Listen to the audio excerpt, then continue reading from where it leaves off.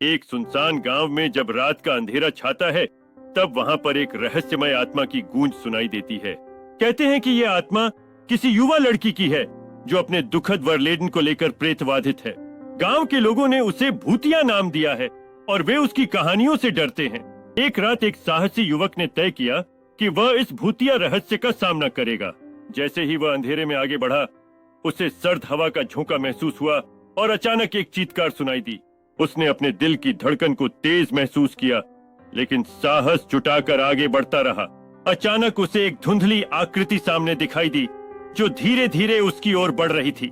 जैसे ही आकृति करीब आई, युवक ने देखा कि यह वही लड़की थी जिसका चेहरा दुख और पीड़ा में बसा हुआ था। भूतिया ने उसकी आंखों में देखा और एक उदासी भरी आवाज में कहा, क्या तुम मेरी मदद करोगे? उसने हिम्मत जुटाई और कहा, मैं तुम्हारी मदद करूंगा, लेकिन पहले मुझे अपनी कहानी सुनाओ।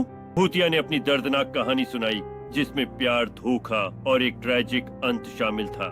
सुनसान गांव की भूतिया कहानी सुनते ही लोग एक अजीब सी सिहरन महसूस करते हैं।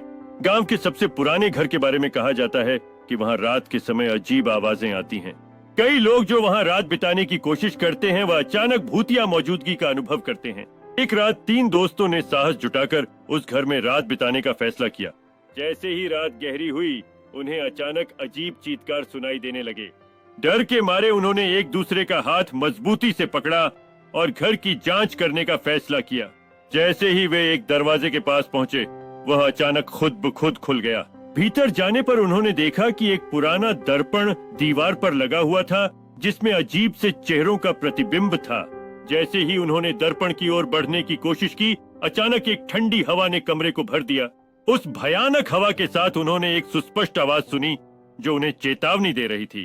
वो आवाज बार बार कह रही थी, यहाँ से भाग जाओ, तुम्हारी जान खतरे में है।